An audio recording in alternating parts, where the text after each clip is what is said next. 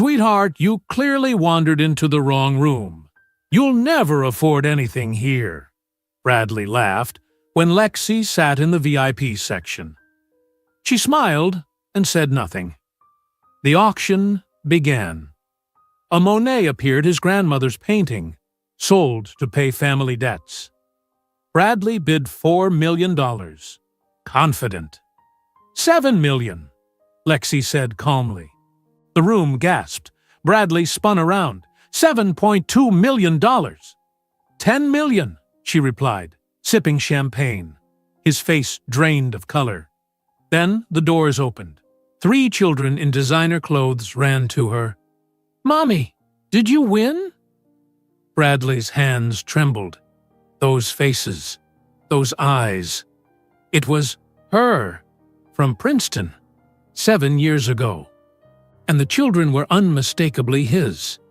But before we dive into the full story, let me know where you're watching from and what time it is. Now, subscribe to the channel and let's get started. That woman does not belong here. The words cut through the quiet auction room. Lexi Carter heard them clearly. She sat in the back row of the third-floor VIP section at Christie's auction house. Her black suit was perfectly pressed. Her dark hair was pulled back in a neat bun. She held the auction catalog in her hands. She did not look up. Look at her, the voice continued. Someone probably gave her that invitation. She cannot afford a single item in this room. Lexi's assistant, Jennifer, sat beside her. Jennifer whispered, "Do you want me to say something?" Lexi shook her head. Her face stayed calm, but her heart beat fast inside her chest. The morning started 2 hours earlier.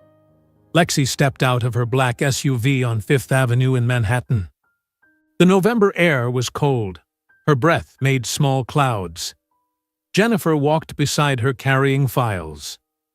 "The painting is lot number 47, Jennifer said. "The bidding will probably start at $2 million.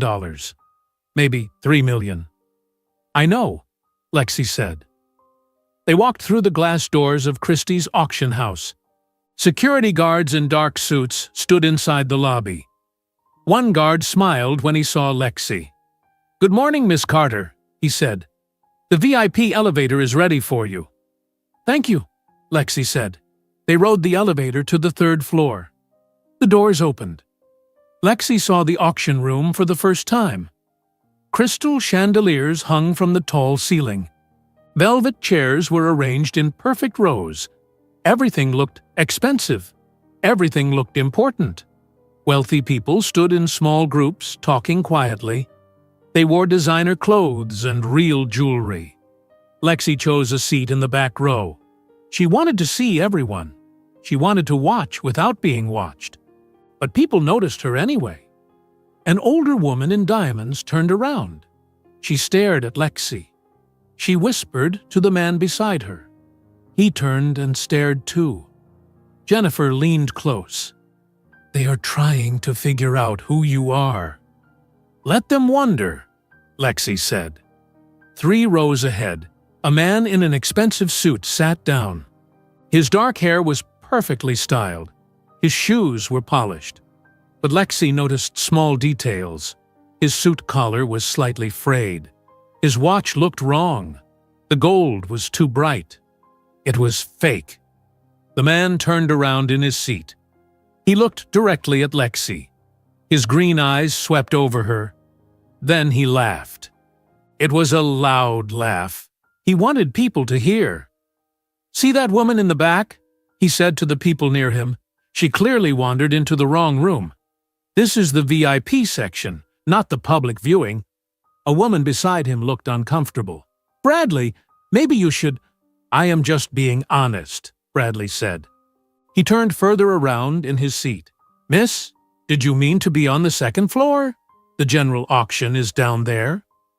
Lexi looked at him directly for the first time in 7 years. Bradley Morrison, her ex-boyfriend from Princeton University, the father of her 3 children. He did not recognize her face. "I am in the right place," Lexi said quietly. Bradley smirked. "Are you sure? Some of this paintings cost more than a house." More than 10 houses. The uncomfortable woman touched Bradley's arm. Bradley, stop! What?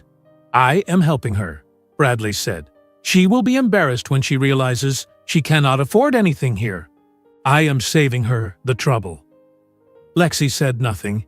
She opened her auction catalog. Her hands wanted to shake. She forced them to stay still. She found page 12. Lot number 47. A Monet painting called Water Lilies at Dusk. The estimated price was $2 million to $4 million. But Lexi would pay more. Much more. Jennifer whispered, "Are you okay?" "Yes," Lexi said. But she was not okay. Memories hit her hard. 7 years ago, she was 21 years old. She was a student at Princeton University in New Jersey. She studied computer science. She was there on a full scholarship. Her parents died when she was 16. She lived with her aunt, who did not want her. Lexi worked 2 jobs in high school. She saved every dollar. She earned perfect grades. Princeton accepted her. It was her dream. But Princeton was hard. Not the classes. The classes were fine. The people were hard. Everyone was rich. They wore expensive clothes without thinking about it. They went on vacations to Europe. They drove nice cars their parents bought them. Lexi wore the same 3 outfits every week. She worked in the library on weekends. She felt invisible. Then she met Bradley Morrison. It was junior year. They had a class together, economics. Bradley sat next to her one day. He smiled. He asked to borrow a pen. That was how it started. "You are Lexi, right?" he said after class. "You always know the answers." "I study a lot," Lexi said. "Want to get coffee?" Bradley asked. They got coffee. Then they got dinner. Then they started dating. Bradley was handsome and funny. He came from a wealthy family in Connecticut. His parents owned hotels and restaurants. He talked about family vacations in Italy, about sailing in the summer, about his grandmother's art collection. Lexi listened to these stories. They seemed like fairy tales, but Bradley treated her well. He did not care that she was on scholarship. He did not care that she worked in the library. He said he loved how smart she was, how hard she worked, how real she was.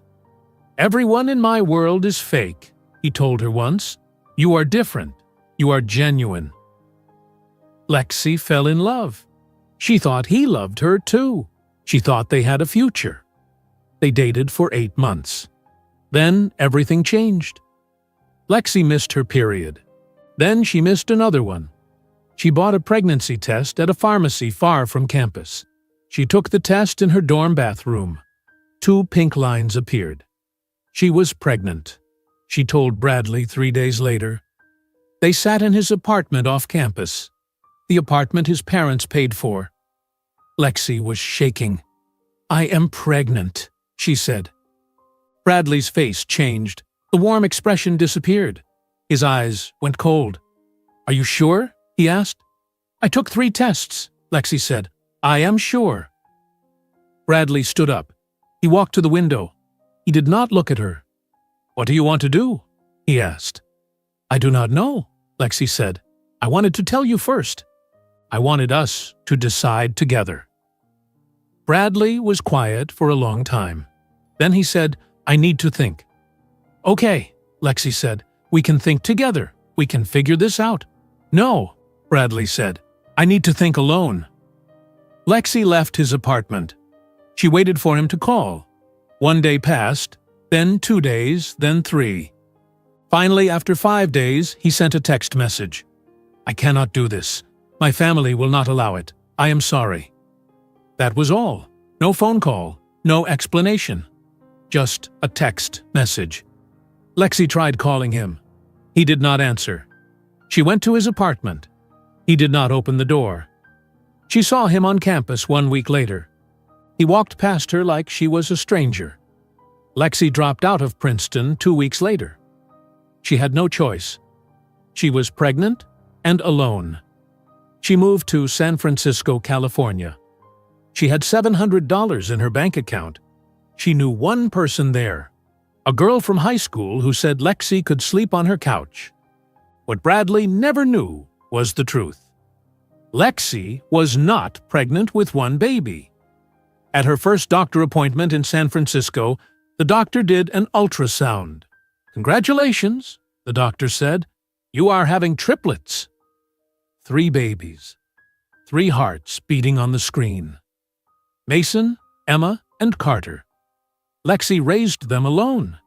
She worked 3 jobs while pregnant. After they were born, she barely slept. But she built something. She built a software company from her tiny apartment. She built it while nursing babies, while changing diapers, while surviving on no sleep. 6 years later, her company went public. She became a billionaire at 28 years old. Now, she sat in this auction room. Bradley Morrison sat 3 rows ahead. He mocked her. He did not know who she was. He did not know about his 3 children. He did not know anything. The auction room doors opened. The auctioneer entered. He was an older man in a perfect suit. He walked to the podium at the front of the room. "Good morning, ladies and gentlemen," he said. "Welcome to Christie's November Fine Art Auction. We have exceptional pieces today. Let us begin." He opened his notebook. He looked at the crowd. His voice was clear and strong. Lot number 47. Monet's Water Lilies at Dusk. Lexi's fingers tightened around her bidding paddle. 2 assistants carried the painting to the front of the room. They placed it on a large easel under bright lights. The frame was thick and gold. The painting showed purple water with lily pads floating on the surface. The sky in the painting was dark. Dusk.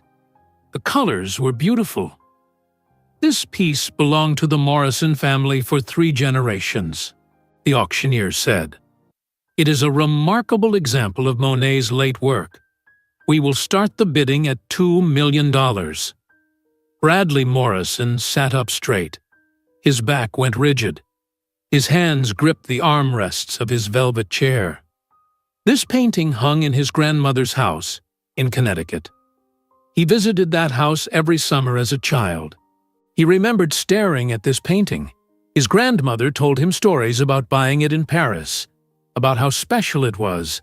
Last year, his family sold it. They needed money to pay debts. Bradley felt shame every day since then. Today he would buy it back. Today he would restore something his family lost. $2 million, Bradley said loudly. He raised his paddle high. The auctioneer nodded. $2 million to paddle number 18. Do I hear $2,500,000? A man on the left side of the room raised his paddle. He wore a gray suit and glasses. $2,500,000, the auctioneer said. Do I hear $3 million? $3 million, Bradley said immediately. He did not hesitate. He turned slightly and looked at the man in the gray suit. The man lowered his paddle. $3 million to paddle 18, the auctioneer said. Do I hear $3,500,000? The room stayed quiet. People shifted in their seats. The auctioneer waited. 10 seconds passed. Bradley started to smile. He won. The painting would come home. $3,500,000? The auctioneer asked again. No one moved. Very well. $3 million going once? $7 million. The voice came from the back of the room. It was clear and strong. It was a woman's voice. Everyone turned around. Lexi Carter sat with her paddle raised high. Her face showed no emotion. The auctioneer paused. His eyebrows went up slightly. $7 million to paddle number 73. Do I hear $7,500,000? Bradley spun around in his seat. He stared at Lexi. His mouth hung open. Who was this woman? Why did she jump from $3 million to $7 million? No one did that.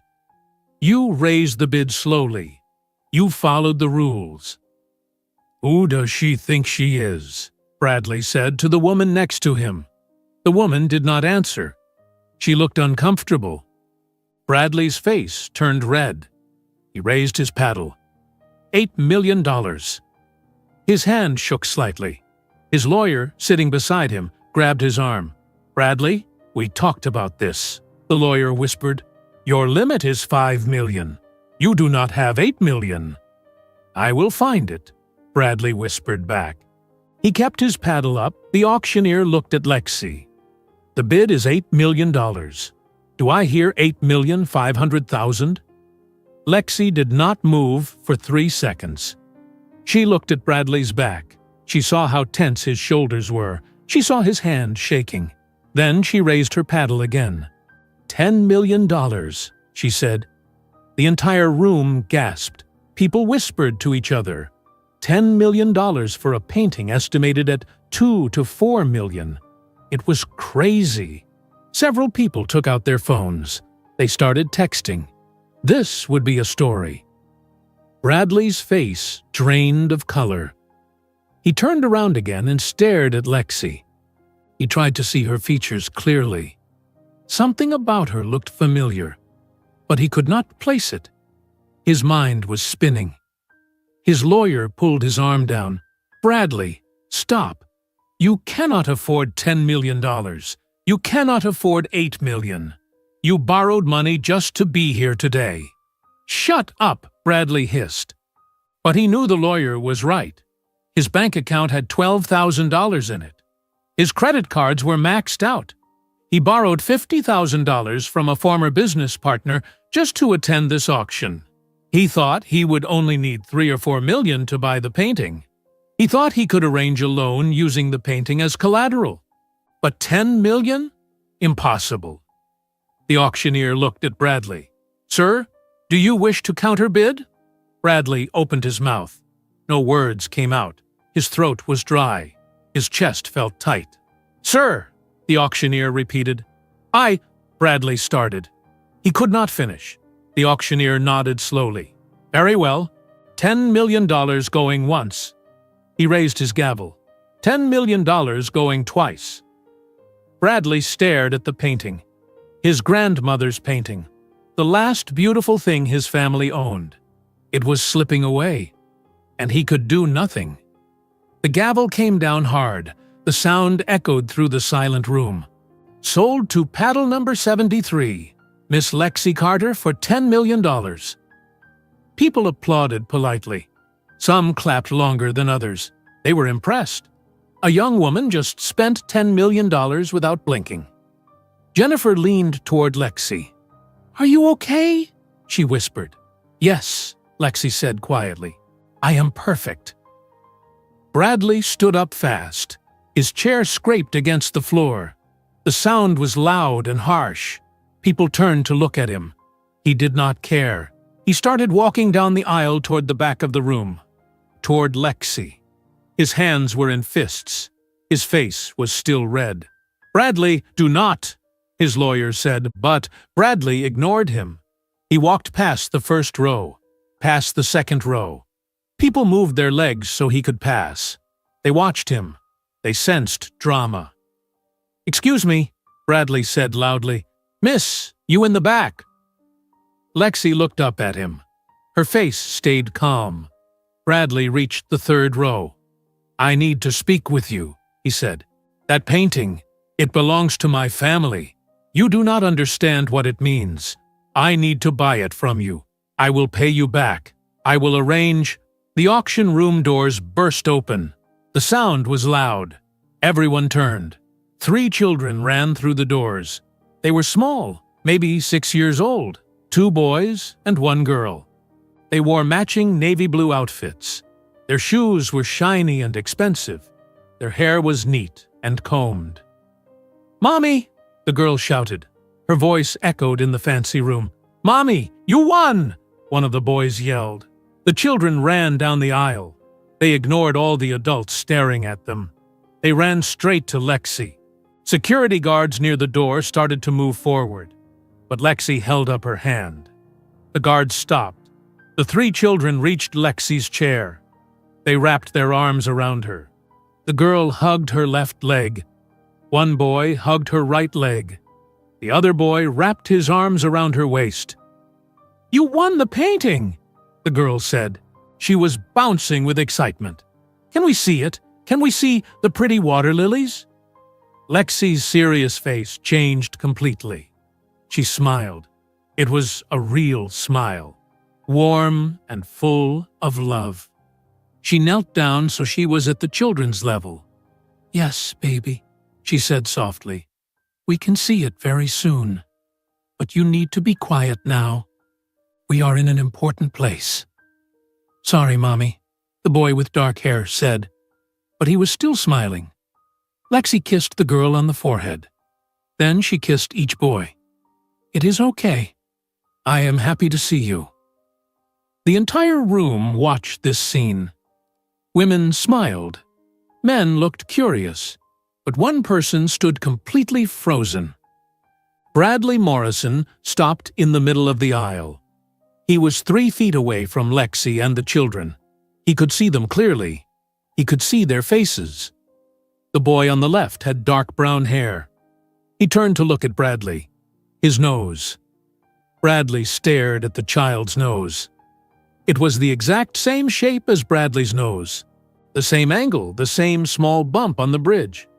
Bradley touched his own nose without thinking. The girl in the middle looked up. She had green eyes. Not just green. Green with small gold flecks scattered through them. Bradley's eyes, his mother's eyes, his grandmother's eyes, the Morrison family eyes. Almost no one had eyes like that. The third boy smiled at something Lexi said. His smile was crooked. The left side went up higher than the right side. Bradley had that same smile. People teased him about it his whole life. His own mother said it made him look mischievous.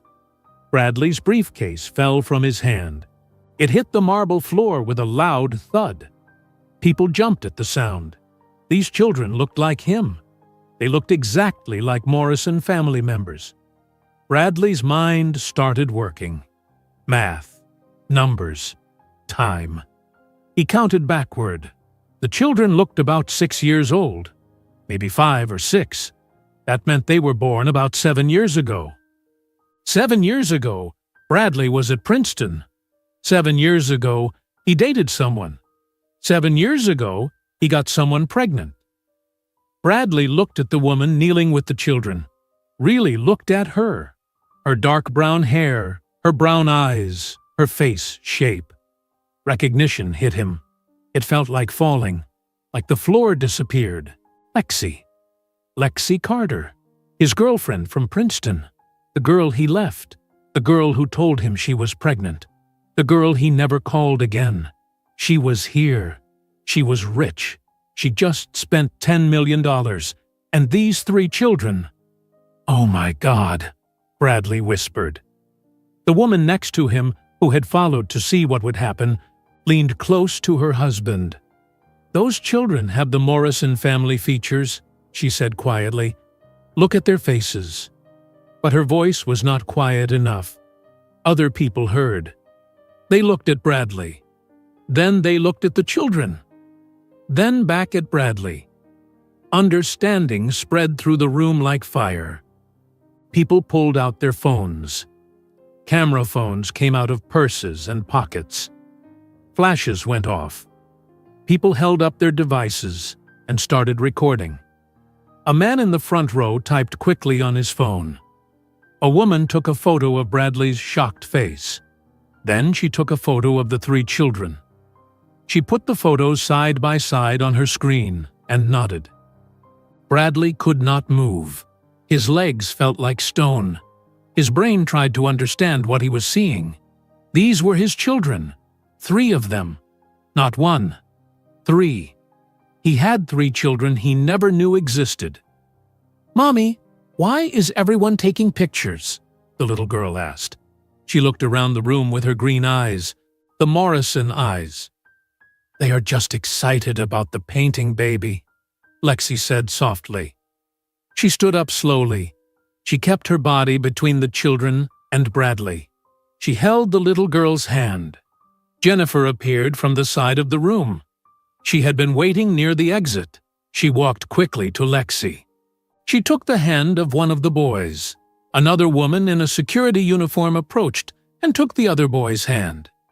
"Miss Carter, should we leave?" Jennifer asked quietly. "In a moment," Lexi said.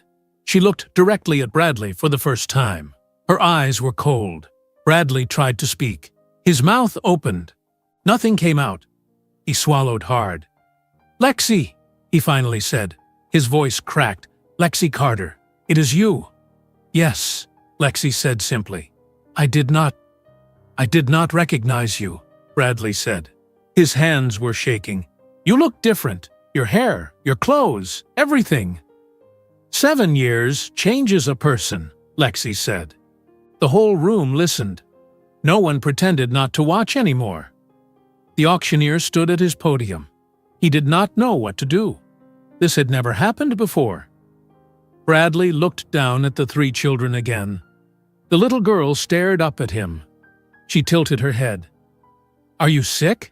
she asked Bradley. "Your face is all white. My friend Tommy looked like that before he threw up at school." Some people in the room tried not to laugh. Bradley did not hear her. He looked at Lexi again. "These children," he said.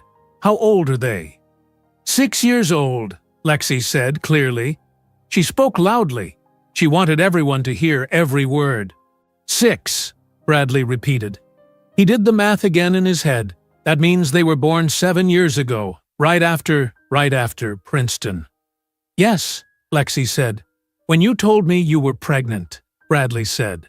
His voice got quieter. "You said it was 1 baby." "1. I was 8 weeks pregnant when I told you," Lexi said. "I found out about the triplets later, at my first real doctor appointment, in California, after you left me." The room went completely silent. A woman in the second row put her hand over her mouth.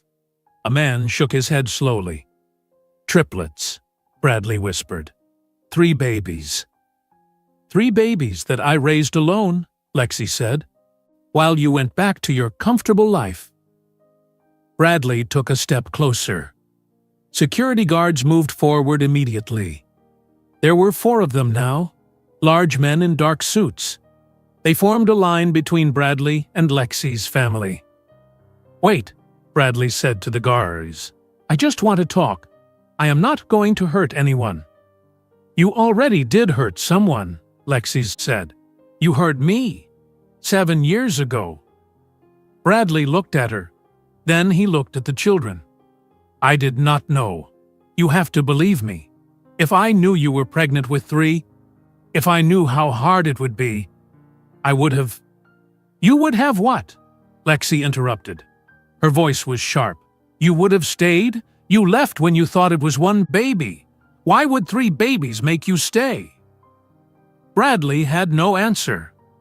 His lawyer pushed through the crowd and grabbed his arm. "Bradley, stop talking," the lawyer whispered urgently. "You are making this worse." But Bradley pulled his arm away. "I need to know. Are they mine? Are these children mine?" The little girl looked up at Lexi. "Mommy, what does he mean? Why is he asking that?" One of the boys, the one with the crooked smile, stepped closer to Lexi. He wrapped his arm around her leg protectively. "Leave my mom alone," he said to Bradley. Lexi knelt down again. She put her hands on the protective boy's shoulders. "It is okay, Mason. Everything is fine." Mason. Bradley heard the name. One of his children was named Mason. Lexi stood up. She kept her hand on Mason's shoulder. She looked at Bradley. Then she looked around the room at all the people watching and recording. "These are my children," Lexi said loudly. "This is Mason, this is Emma, and this is Carter." She pointed to each child as she said their names. Mason with the crooked smile, Emma with the green eyes, Carter with Bradley's nose.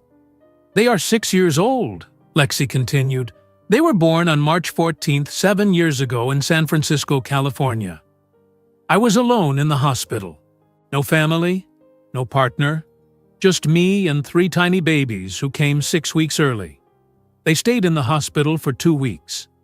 I slept in a chair between their 3 incubators. I worked 3 jobs to pay the medical bills. I raised them by myself. Bradley felt tears in his eyes. I did not know. You never told me it was triplets. You never told me you went to California. You never answered my calls, Lexi said. Her voice was steady, but her eyes were angry. I called you 47 times after you sent that text message. 47. You blocked my number. I came to your apartment. You did not open the door.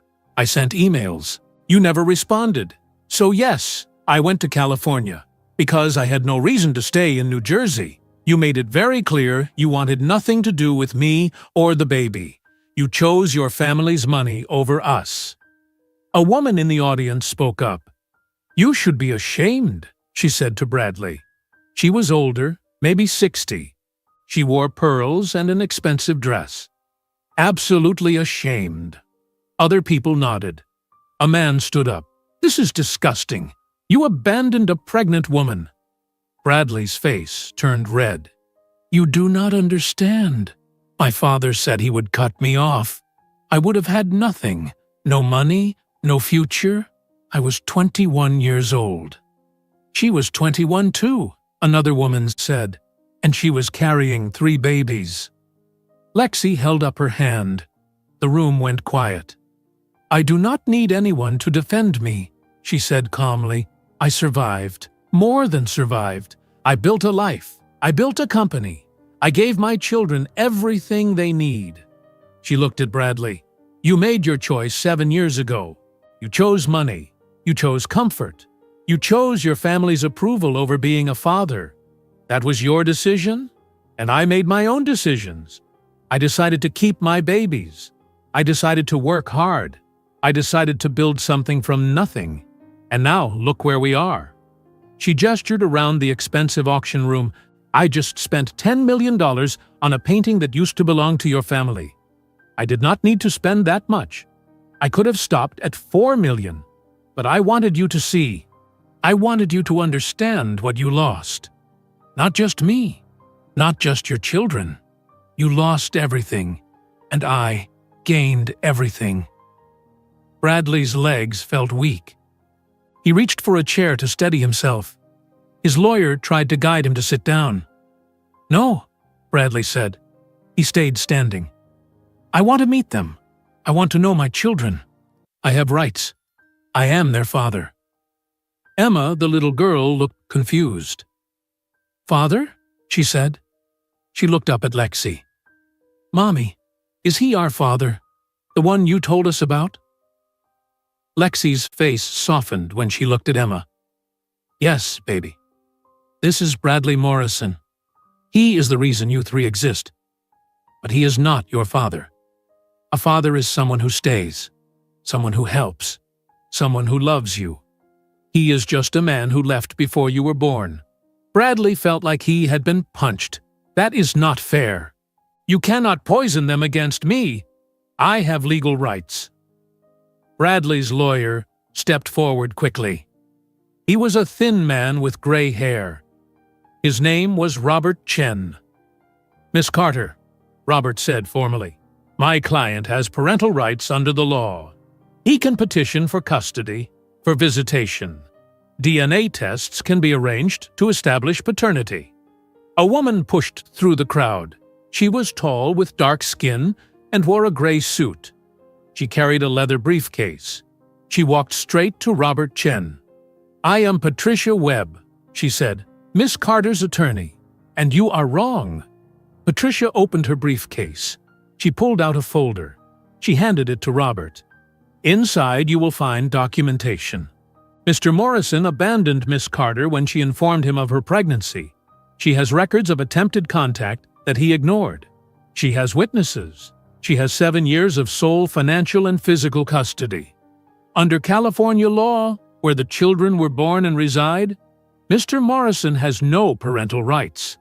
He willfully abandoned them. Robert opened the folder. His eyes moved quickly over the papers. His confident expression faded. Furthermore, Patricia continued, Miss Carter has full legal custody. The birth certificates list father as unknown. Mr. Morrison never established paternity. He never provided financial support. He never attempted contact until today. If he wishes to pursue this in court, Miss Carter has unlimited resources to fight, and she will win. Bradley stared at Patricia, then at Lexi. You planned this. You knew I would be here. You came here to humiliate me. No, Lexi said. I came here to buy a painting. The fact that you are here is unfortunate, but not surprising. You always cared more about things than people. A painting brings you to Christie's. But 3 children did not bring you to California. Mason tugged on Lexi's hand. Mommy, can we go now? I do not like it here anymore. Yes, baby, Lexi said. We are leaving. Jennifer picked up Emma. The security woman lifted Carter. Mason held Lexi's hand tightly. The security guards cleared a path toward the exit. Bradley watched them walk away. His children. 3 people who shared his DNA, 3 people who did not know him, 3 people who might never know him. Lexi, wait, he called out. Please, we need to talk about this. They deserve to know their father. Lexi stopped at the door. She turned around slowly. Her hand still held Mason's. Emma rested her head on Jennifer's shoulder. Carter looked at Bradley with curious eyes. You lost that right 7 years ago, Lexi said.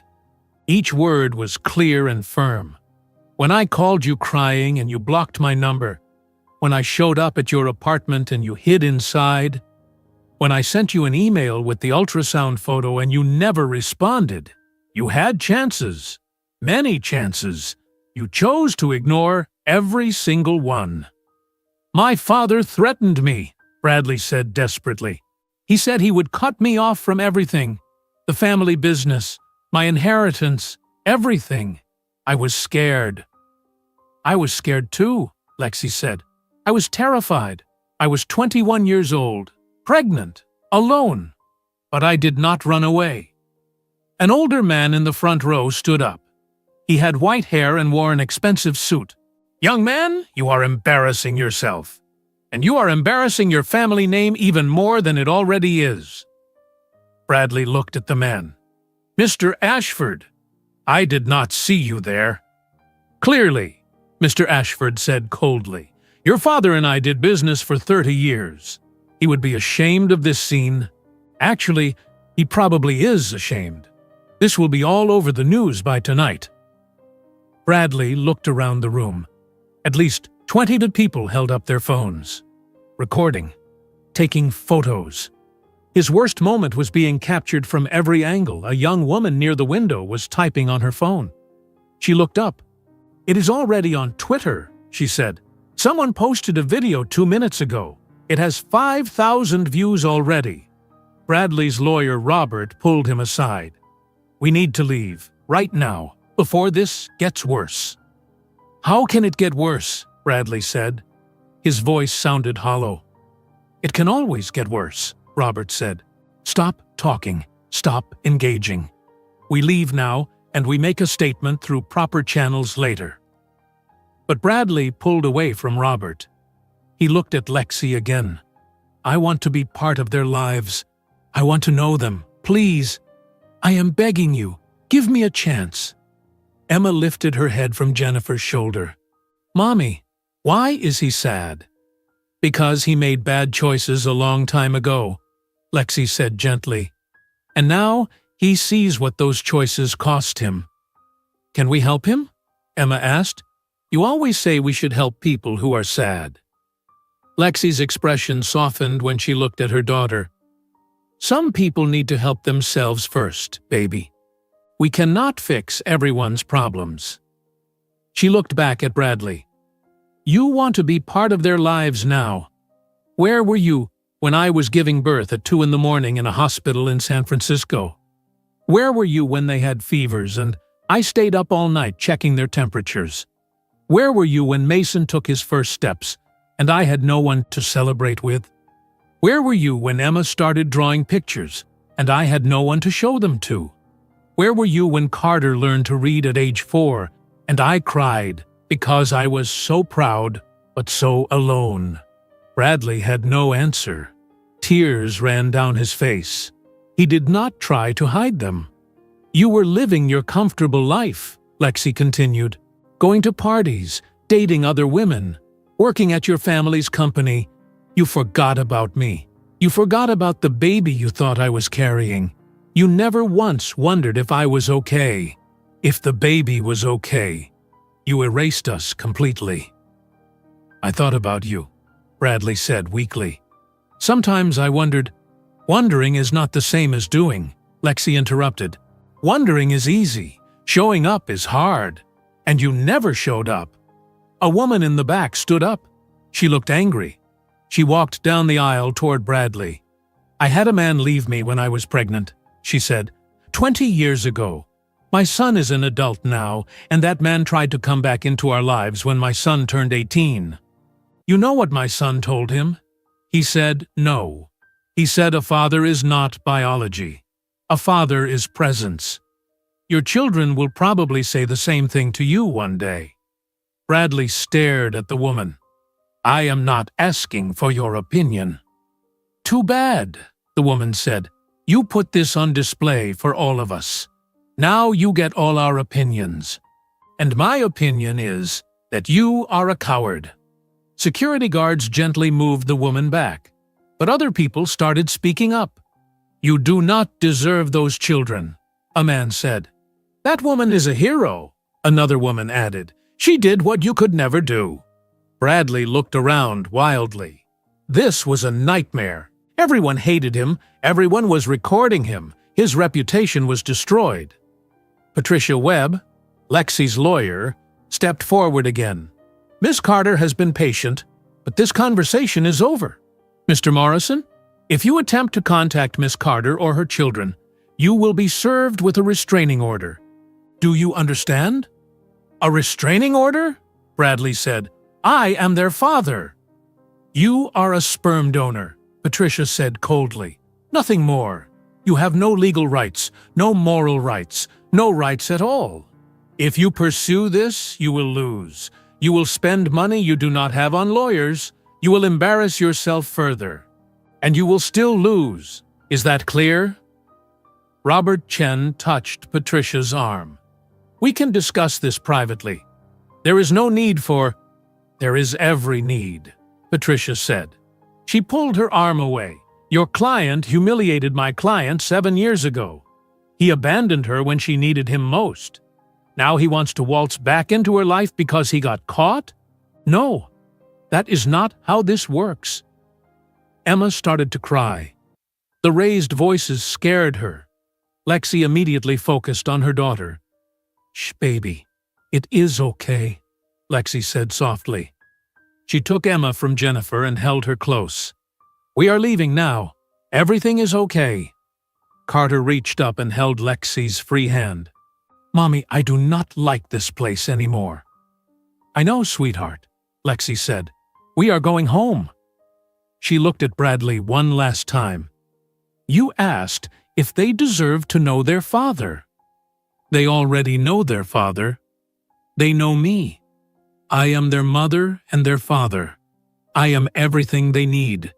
You are just a man who was not strong enough to do the right thing, and they do not need that in their lives. Bradley felt something break inside him.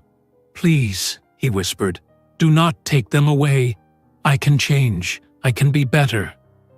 You had 7 years to change, Lexi said. You had 7 years to find me. I was not hiding. My company went public last year.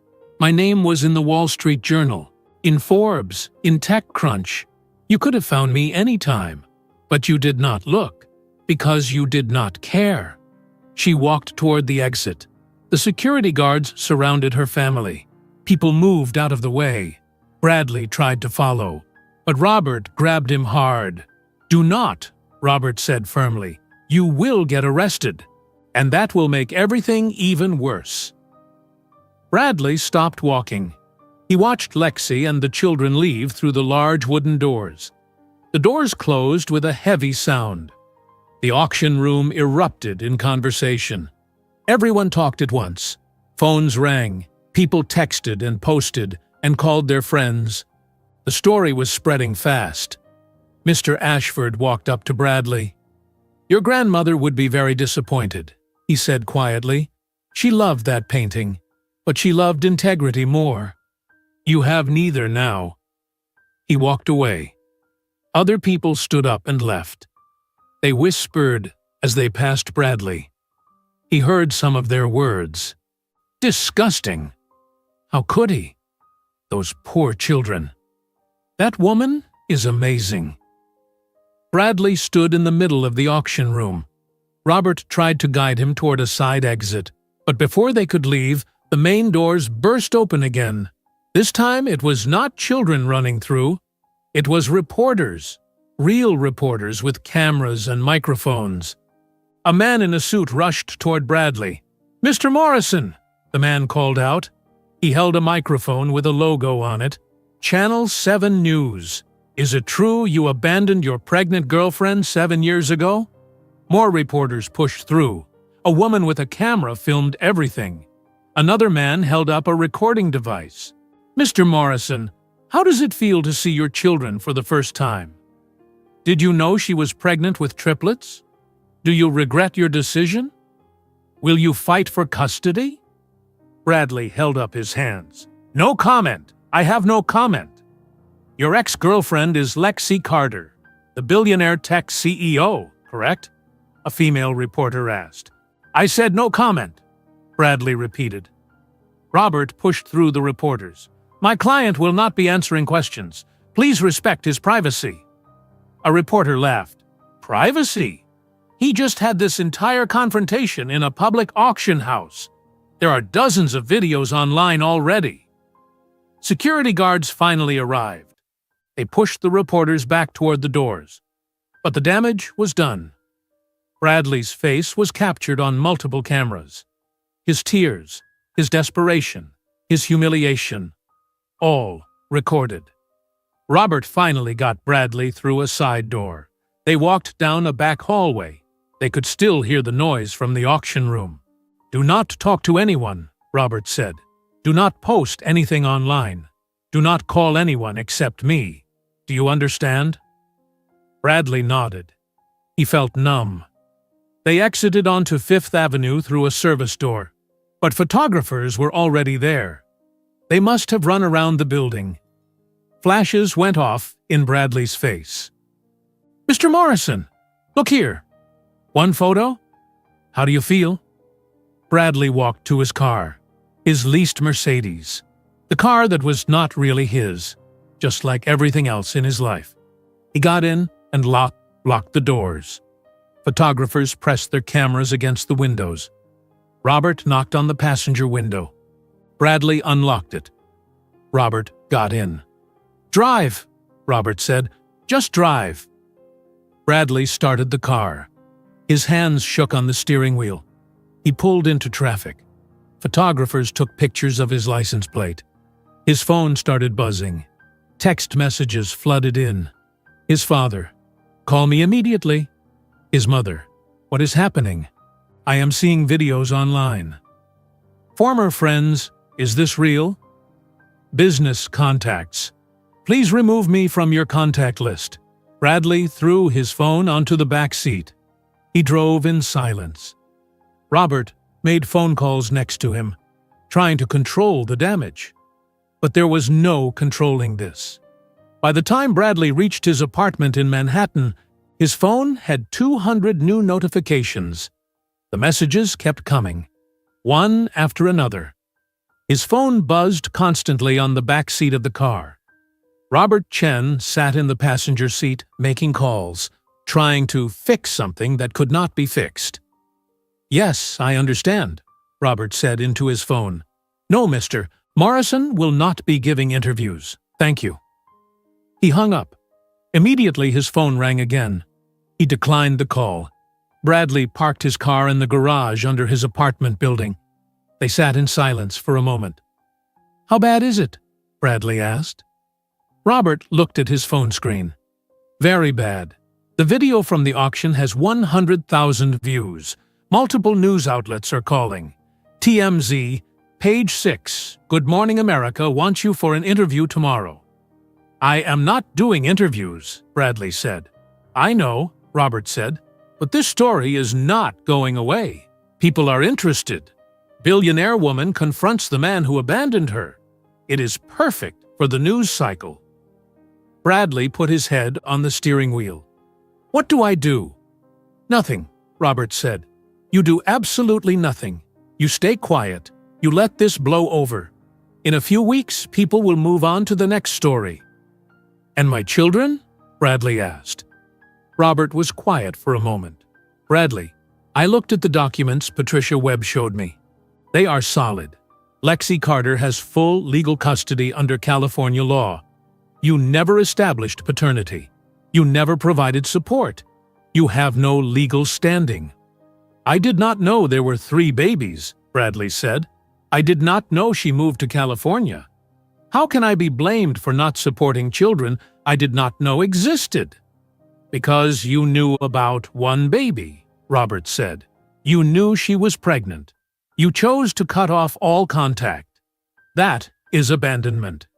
The law does not care that it turned out to be triplets instead of 1. You abandoned a pregnant woman. That is the fact." Bradley lifted his head. "So I have no rights? None at all?" "You could file for paternity testing and visitation," Robert said slowly. "But it would be expensive. Very expensive. And you would probably lose. Lexi Carter has unlimited money for lawyers. She has 7 years of evidence. She has public sympathy on her side. And honestly, after what happened today, no judge would look favorably on you." Bradley closed his eyes. "So I just give up? I just let them grow up not knowing me?" "They already do not know you," Robert said quietly. "You gave up 7 years ago. Today just made it public." The words hurt. But they were true. Bradley and Robert went up to Bradley's apartment. It was small, 1 bedroom. The furniture was old. The paint on the walls was chipped. This was not the life Bradley imagined when he was at Princeton. He thought he would have a mansion like his parents did. He thought he would be successful and wealthy. Instead, he had a tiny apartment and debt he could not pay. Robert left after an hour. "Stay inside," he said. "Do not talk to anyone. I will call you tomorrow." Bradley locked the door behind him. He went to his window and looked down at the street. A news van was parked outside his building. A reporter stood next to it, holding a microphone. They found his address already. They were fast. Bradley closed the curtains. He sat on his couch. He picked up his phone from his pocket. He opened Twitter. He typed his own name in the search bar. Thousands of results. Tweets with the video from the auction. Tweets calling him a deadbeat dad. Tweets praising Lexi Carter. He scrolled through them. Bradley Morrison is trash. Lexi Carter is a queen. Imagine abandoning your pregnant girlfriend, and then she becomes a billionaire. Karma is real. Those children are beautiful. They deserve better than him. I hope he never gets to meet those kids. He does not deserve them. Bradley threw his phone across the room. It hit the wall but did not break. He put his face in his hands. His mind went back to the auction room, to the moment he saw the children's faces. Mason, Emma, and Carter. His children. They looked so happy, so well-dressed, so loved. Lexi did that. Lexi gave them everything, without him, without his money, without his family name. She did it alone. He remembered what she said. I was pregnant with 3 babies. I worked 3 jobs. I built a company from my apartment while taking care of 3 infants. 3 babies. How did she do that alone? Bradley could not imagine it. He could barely take care of himself. His apartment was a mess. He ate takeout every night. He could not manage his own money. And Lexi raised 3 children and built a billion-dollar company at the same time. He stood up and paced his small living room. He tried to remember the Lexi he knew at Princeton. She was quiet, smart. She studied in the library every night. She wore the same jeans and sweaters every week. She never went to parties. She never fit in with his wealthy friends. But he loved her. He really did. She made him feel like more than just a rich kid. She talked to him about ideas, about technology, about the future. She challenged him. She made him want to be better. And then she told him she was pregnant. And everything changed. He remembered the fear, the panic. He remembered calling his father's voice on the phone. "You will end this relationship immediately. You will not ruin your life for some scholarship girl. If you stay with her, you are no longer my son. No money, no inheritance, no business. You will be on your own." Bradley chose his father. He chose the money. He told himself it was the practical choice. He told himself Lexi would be fine. She was smart. She would figure it out. He never thought about what that meant. He never pictured her alone and pregnant. He never imagined her giving birth. He never wondered about the baby. He pushed it all out of his mind. He pretended it never happened. And now he knew the truth. She gave birth to 3 babies. She was alone in a hospital. She worked 3 jobs. She raised them while building a company. She did everything he was too scared to do. His phone rang. He walked over and picked it up from the floor. His mother was calling. He answered. "Bradley," his mother said. She was crying. "Bradley, what is happening? I am seeing videos. People are saying you have children. 3 children. Is it true?" "Yes, Mom," Bradley said. "It is true." His mother sobbed. "I have grandchildren? 3 grandchildren? And you never told me?" "I did not know," Bradley said. "I knew Lexi was pregnant, but I did not know it was triplets. I did not know she kept them. I never saw them until today." "How could you not know?" his mother asked. "How could you not check? How could you just leave her?" "Dad told me to leave," Bradley said. "He said I would lose everything if I stayed with her." "So you chose money over your own children?" his mother said. Her voice was angry now, not just sad. "Bradley, how could you?" "I was 21, Bradley said weakly. "I was scared." "She was 21 too," his mother said, "and she was pregnant with 3 babies. Who was more scared, do you think?" Bradley had no answer. "I want to meet them," his mother said. "My grandchildren. I want to meet them." "I do not think that is possible," Bradley said. "Lexi will not let me near them. She has lawyers. She has security. She made it very clear." "This is your fault," his mother said. "This is completely your fault. You did this. And now we have 3 grandchildren we will never know."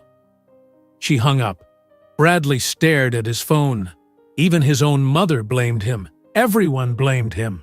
And they were right to blame him. He thought about Mason, the way he stood protectively in front of Lexi, the way he said, "Leave my mom alone." That should have been Bradley's son protecting them together, not his son protecting his mother from him. He thought about Emma, her green eyes, the Morrison family eyes. His grandmother had those eyes. Emma would never know her great-grandmother. She would never hear the stories. She would never see family photos and recognize her own eyes in them.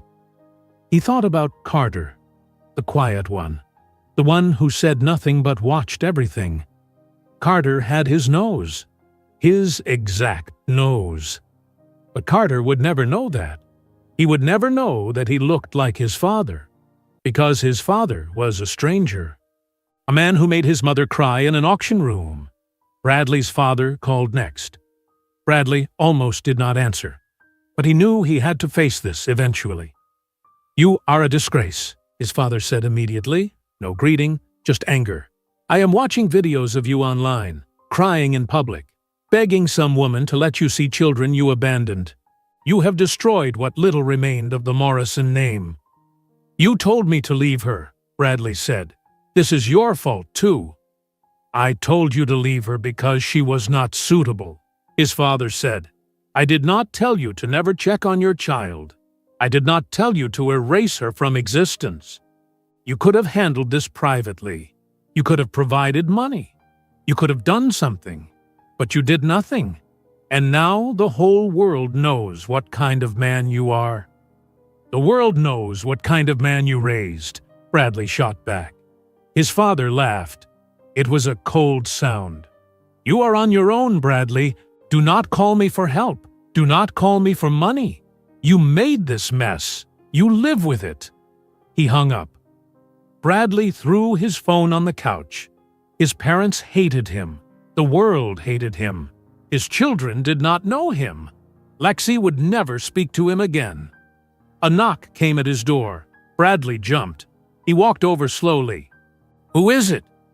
"New York Times," a voice said. "We would like to ask you a few questions about the incident at Christie's today." Bradley backed away from the door. "No comment. Leave me alone." "Mr. Morrison, is it true you abandoned your pregnant girlfriend 7 years ago?" The question came through the door, loud enough for neighbors to hear. Bradley did not answer. He stayed silent behind his locked door. He heard footsteps in the hallway. More than one person. More reporters must have come. "Mr. Morrison, we just want to hear your side of the story," another voice called out. Bradley went to his bedroom. He closed the door. He could still hear them knocking.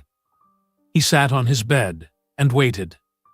After 20 minutes, the knocking stopped. He heard voices in the hallway getting quieter. They were leaving. He waited another 10 minutes. Then he carefully opened his bedroom door.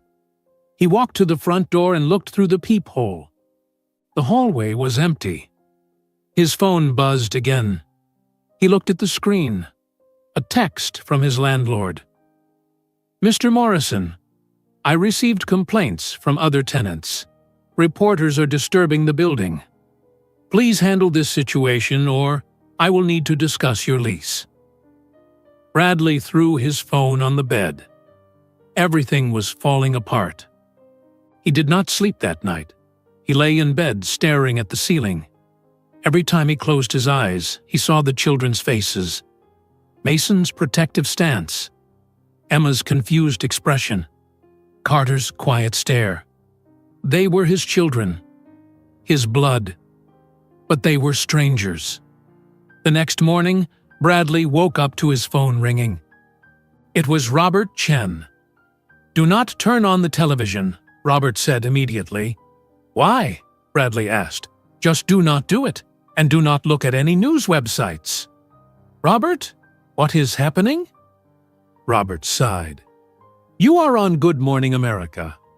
They did a full segment about you and Lexi Carter. They interviewed a relationship expert, a lawyer. They showed the video from the auction at least 5 times. It is bad, Bradley." Bradley got out of bed.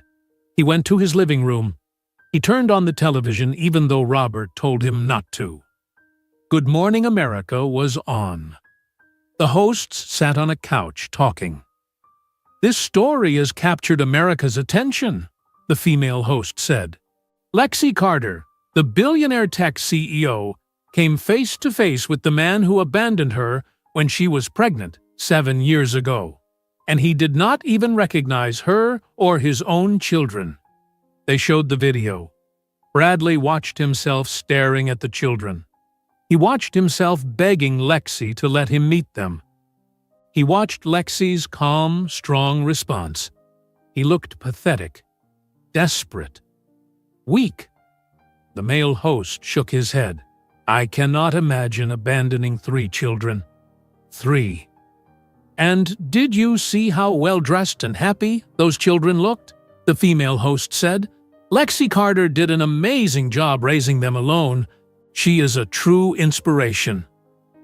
They brought on a family law expert, a woman named Dr. Rebecca Stone. She wore glasses and a blue suit. From a legal perspective, Dr. Stone said Mr. Morrison has very little standing. He abandoned the mother when she told him about the pregnancy. He never established paternity. He never provided financial support. California law is very clear about this. The mother has full custody. What if he wants to fight for visitation rights? The male host asked. He can try, Dr. Stone said, but it would be difficult and expensive. And frankly, after this public display, I do not think any judge would look favorably on him. He had 7 years to find his children. He chose not to. Bradley turned off the television. He could not watch anymore. His phone rang again, a number he did not recognize. He answered without thinking. Mr. Morrison? A cheerful voice said. This is Amanda from People magazine. We would love to offer you $50,000 for an exclusive interview about... Bradley hung up. Immediately, another call came in. A different number. Mr. Morrison, this is Jake from TMZ. We can offer $75,000 for... Bradley hung up again. He turned off his phone completely. There was a knock at his door. Not aggressive knocking. Gentle. Bradley? A voice said. It is me, Carol, from next door. Bradley opened the door slightly. Carol was an older woman. She had lived in the building for 20 years. She was always kind to Bradley. I saw the news, Carol said quietly. Are you okay? No, Bradley said honestly. Those reporters were here until midnight, Carol said. They knocked on my door asking about you. I told them to leave. Thank you, Bradley said. Carol hesitated. Bradley, I have to ask, is it true? Do you really have 3 children you never met? Bradley nodded slowly. Yes, it is true. Carol's expression changed. The kindness left her eyes. I see, she said coldly. I had a daughter once. Her boyfriend left her when she got pregnant. She raised that baby alone. It nearly destroyed her. Men like you. She stopped. She shook her head. I thought you were different. I thought you were a good person. She walked back to her apartment and closed her door firmly. Bradley closed his own door. Even his neighbor hated him now. 3 more days passed. Bradley did not leave his apartment. He ordered food delivery. He kept his phone off most of the time. When he turned it on to order food, he had hundreds of messages. He did not read them. On the 3rd day, Robert Chen came to his apartment. Bradley let him in. You look terrible, Robert said. Bradley had not shaved. He wore the same clothes for 2 days. His apartment smelled bad. Have you seen the news? Robert asked. No, Bradley said. I stopped watching. Good, Robert said, because it is not getting better. It is getting worse. How can it get worse? Bradley asked. Robert pulled out his phone. He showed Bradley a magazine cover. Forbes. Lexi Carter was on the cover. She wore a white suit. She looked powerful and confident. The headline read, From Abandoned and Pregnant to Billionaire CEO, the Lexi Carter Story. She gave an interview, Robert said. She talked about being a single mother, about building her company. She did not mention you by name, but everyone knows who she is talking about. Robert scrolled on his phone. And she announced something yesterday. She is starting a foundation. The Carter Foundation. It will help single parents with childcare and education. She donated $50 million to start it. Bradley felt sick. Lexi was becoming more successful, more admired, more respected, while he hid in his apartment. There is more, Robert said. I received calls from 3 companies. They are suing you for unpaid debts. Your credit card companies are canceling your cards, and your bank account is frozen. Frozen, Bradley said. Why? Outstanding debts, Robert said. You owe money to a lot of people, Bradley. And now that you are famous for bad reasons, they all want their money back. Bradley sat down. How much do I owe? About $200,000, Robert said. I do not have $200,000, Bradley said. I have maybe $12,000 in my account before they froze it. I know, Robert said. You are in serious trouble. Financial trouble. Bradley put his head in his hands. What do I do? You could declare bankruptcy, Robert said. Start over. But honestly, with your reputation right now, it will be hard to get any job.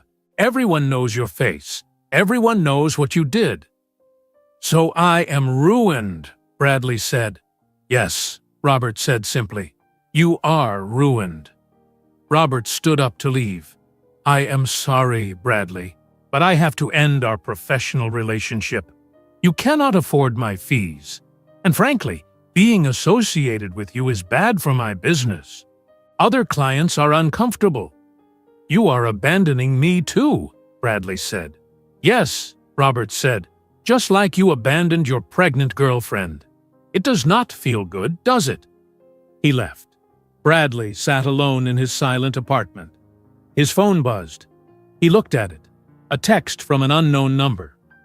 Mr. Morrison, this is David Park from Entertainment Tonight. We represent several media outlets. They are willing to pay $200,000 for your exclusive story. Interview, photos, everything. This is a serious offer. Please call me. $200,000. That would pay all his debts. It would solve his immediate problems. Bradley stared at the message. He could tell his story. He could explain what happened. He could make people understand that he was young and scared, that his father pressured him, that it was not entirely his fault. He imagined sitting for an interview, cameras on him, telling his side. Maybe public opinion would change. Maybe people would sympathize with him.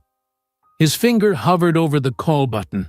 Then he thought about Mason, Emma, and Carter. If he did this interview, they would see it someday. When they were older, they would watch their father selling their story for money. They would see him choosing money again, just like he chose money over them 7 years ago. Bradley put down his phone. He could not do it. For the first time in his life, he had to make the hard choice. The right choice. He had to say no to money. He texted back, "No thank you. I will not be doing interviews." The response came immediately. "We can go up to 300,000. Bradley turned off his phone. He would not sell his children's story. He would not make this worse than it already was. He lay down on his couch. He stared at the ceiling. He had no money, no job, no family, no friends, no future with his children. He had nothing. But at least he made one right choice. Finally. The days that followed were the longest of Bradley's life. He stayed inside his apartment. He only opened the door for food deliveries. He stopped shaving. He wore sweatpants and old t-shirts. His apartment became dark and messy. On the 4th day after the auction, Bradley turned on his phone. He needed to check his bank account, see if there was any money left. The phone took a minute to load all the notifications. 523 messages, 200 missed calls. His social media accounts were flooded. He opened Twitter first. He should not have. The hashtag #BradleyMorrisonExposed was still trending. 4 days later, and people still talked about him. He scrolled through the tweets. They were all the same. People hated him. Women shared stories of being abandoned by men. Men said he gave all fathers a bad name. Everyone agreed on one thing. Lexi Carter was a hero, and Bradley Morrison was trash. Someone created a fake account pretending to be him. The account posted terrible things. Bradley reported it, but Nothing happened. The account had 50,000 followers. He opened Instagram. His account was public. Big mistake. The comments on his last photo were brutal. The photo was from 6 months ago. Him at a restaurant trying to look successful. The comments now said things he could not read without feeling sick. Deadbeat dad. You do not deserve those beautiful children. I hope you never find happiness. Karma got you good. Bradley deleted his Instagram account, then his Twitter, then his Facebook. He erased himself from social media, but it did not matter. Other people posted about him constantly. He could not escape. On the 5th day, someone threw eggs at his window. He heard them hit the glass. Splat, splat, splat. He looked out carefully. 3 teenagers ran away laughing. They probably saw his address online. People posted it everywhere. His landlord called. "Mr. Morrison, we need to talk about your lease." "I am paid through the end of the month," Bradley said. "Yes, but other tenants are complaining. You are bringing negative attention to the building. Reporters, photographers. Yesterday, someone graffitied the front door. It said something very unpleasant about you." "That is not my fault," Bradley said. "Nevertheless, I cannot renew your lease. You need to move out by the end of the month. That gives you 3 weeks." The landlord hung up. Bradley looked around his small apartment. He had to leave. Where would he go? He had no money. No one would rent to him now. His name was Poison. On the 6th day, his mother came to his apartment. She knocked until he opened the door. "Mom, what are you doing here?" Bradley asked. "I came to see if you are alive," she said. She walked past him into the apartment. She looked around at the mess. Dirty dishes in the sink. Empty food containers on the coffee table. Clothes on the floor. "Bradley, this is awful." "I know," Bradley said. His mother sat on the couch. She moved a pillow to make room. "I have been thinking about those children, my grandchildren. I looked online. I found photos of them.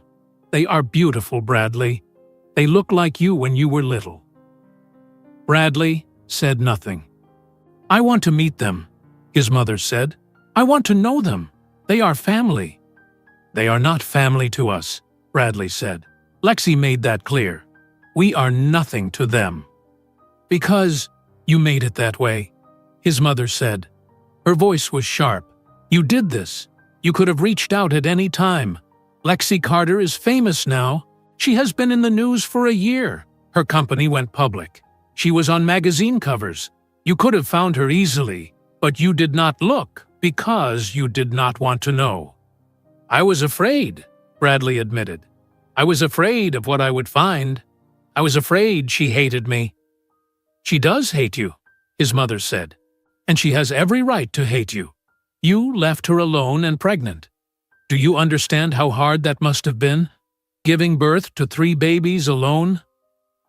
Bradley felt tears in his eyes. "I know, Mom. I know I messed up." "Messed up?" his mother repeated. "Bradley, you did not mess up. You abandoned your children. That is not a mistake. That is a choice. A terrible choice." She stood up. "I am ashamed of you. Your father is ashamed of you. And those 3 beautiful children will grow up ashamed of you too, if they even think of you at all." She walked to the door. She turned around. "Do better, Bradley. Find a way to do better, before it is too late." She left. Bradley sat alone again. On the 7th day, Bradley saw Lexi on television. Not the news this time, a real interview. She was on a morning talk show. The host was a famous woman named Rachel Mills. Rachel Mills was warm and friendly. Everyone loved her. "Lexi Carter, thank you for joining us," Rachel said. They sat in comfortable chairs. Lexi wore a gray suit. She looked professional and confident. "Thank you for having me," Lexi said. "Your story has captured the entire country," Rachel said. Can you tell us what happened at that auction? Lexi smiled slightly. I went to buy a painting. That is all. I did not expect to see anyone from my past. But life is unpredictable. That man was your ex-boyfriend from college, correct? Rachel asked carefully. Yes, Lexi said. We dated 7 years ago. When I told him I was pregnant, he chose to leave. That was his decision. I respected it and moved on with my life. And you were pregnant with triplets, Rachel said. Did he know? No, Lexi said. I found out about the triplets after he left, at my first real doctor appointment in California. How did you manage? Rachel asked. 3 babies, no support. That must have been incredibly difficult. It was the hardest thing I ever did, Lexi said honestly. There were nights I cried because I was so tired. Days I did not know how I would pay for diapers and food and rent. But I had 3 little people depending on me. I could not give up. So I worked. I built something. I created a company that helps people. And I raised 3 wonderful children. The audience applauded. Some women stood up. The applause went on for a long time. Rachel waited for it to quiet down. Tell us about the Carter Foundation. You just announced it yesterday. Yes, Lexi said. Her face lit up. The Carter Foundation will help single parents. We will provide free childcare so they can work or go to school. We will offer scholarships, legal help, whatever they need. Because I know how hard it is. I lived it. And if I can use my success to help others, that is what I want to do. You donated $50 million to start it, Rachel said. Yes, Lexi said simply. The audience applauded again. Rachel shook her head in amazement. You are incredible, truly incredible. I am just a mother who wants to help other mothers, Lexi said. What about the father of your children? Rachel asked. There has been a lot of talk online, people asking if you will let him see them. Lexi's expression became serious. That is between me and my lawyers. My priority is protecting my children. They are happy and healthy. They have a stable life.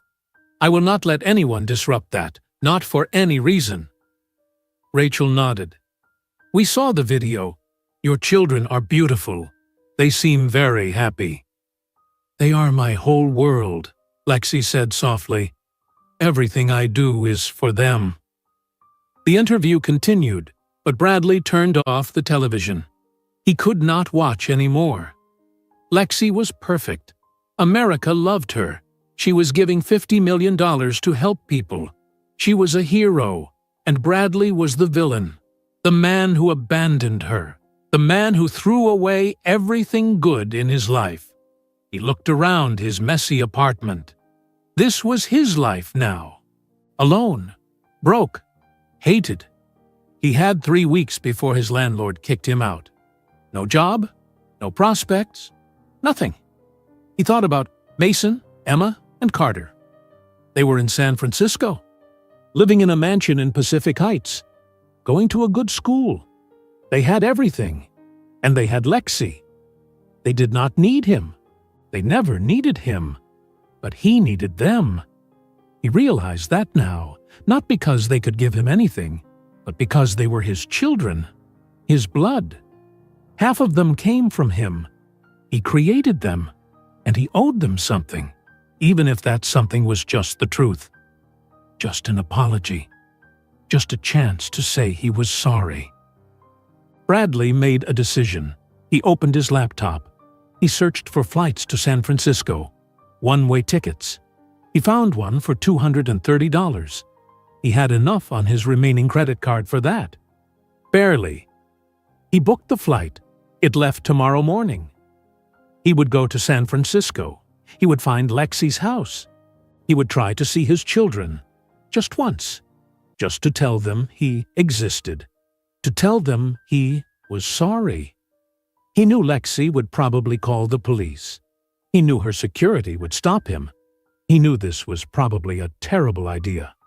But he had to try. He could not live the rest of his life knowing he never even tried to meet his own children. He packed a small bag, just clothes for a few days, his toothbrush, his wallet with his last credit card. He did not know where he would stay in San Francisco. He did not know how he would get home. He did not think that far ahead. All he knew was that tomorrow he would see his children again, or he would try to. And maybe that would be enough. Maybe just trying would make him slightly less of a terrible person. He set an alarm for 5 in the morning. His flight left at 8. He lay down on his couch. He did not think he would sleep, but exhaustion took over. He closed his eyes, and darkness came. The alarm woke Bradley at 5 in the morning. He felt disoriented for a moment. Then he remembered. San Francisco? Today. He got up quickly and grabbed his small bag. The taxi ride to the airport was quiet. The driver did not recognize him. Bradley was grateful. He checked in for his flight using his phone. He kept his head down in the airport. He wore sunglasses even though it was dark outside. The flight took 5 hours and 40 minutes. Bradley could not sleep.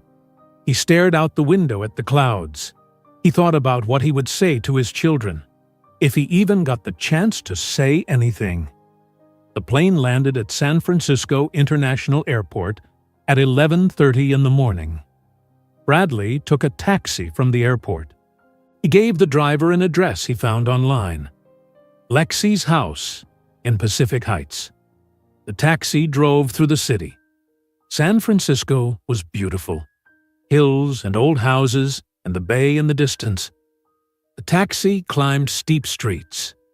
The houses got bigger and nicer. They entered Pacific Heights. Mansions lined both sides of the street. Trees and gates and expensive cars. "This is the block," the taxi driver said. He slowed down. "What number?" Bradley looked at his phone. 2157. The taxi stopped in front of a massive white house. 3 stories tall, a black iron gate surrounded it. Security cameras were visible on the corners. A long driveway led to a 3-car garage. "This is it," the driver said. Bradley paid and got out. The taxi drove away. Bradley stood on the sidewalk staring at the house. His children lived here, behind that gate, in that mansion. They probably had their own rooms, their own toys, everything they could want. He walked to the gate. There was an intercom button. He pressed it. A man's voice answered. "Yes?" "My name is Bradley Morrison," Bradley said. "I am here to see Lexi Carter." Silence. Then the voice said, "Please, wait." Bradley waited. 2 minutes passed. Then 5. He pressed the button again. The same voice answered. "Miss Carter does not wish to see you. Please leave the property." "I just want to talk," Bradley said. 5 minutes. That is all." "Miss Carter has made her wishes clear. Please leave, or we will call the police." "I am not leaving," Bradley said. "I will wait here. I will wait all day if I have to." The voice did not respond. The intercom went silent. Bradley sat down on the sidewalk. He leaned against a tree. He watched the gate. He would wait. Someone would come out eventually. The children had to go to school. Lexi had to go to work. He would wait. An hour passed, then another hour. It was 1:30 in the afternoon. Bradley was hungry, but he did not leave.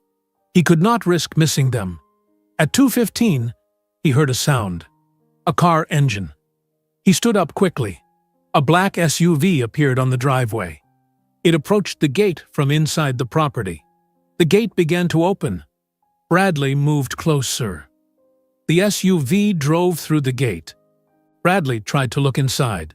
The windows were tinted dark, but he saw movement, small shapes in the back seat. Children. The SUV drove past him. Bradley ran after it. "Wait, please wait." The SUV did not stop. It turned left and drove down the hill. Bradley kept running. His bag bounced on his shoulder. He was not in good shape. He started breathing hard after 1 block, but he kept running. The SUV was too fast. It disappeared around a corner. Bradley kept running in that direction. He ran for 3 blocks. 4 blocks. His lungs burned, his legs hurt. He finally stopped and bent over, trying to catch his breath. He pulled out his phone. He searched for private schools in Pacific Heights. There were 3. He picked the closest one and started walking.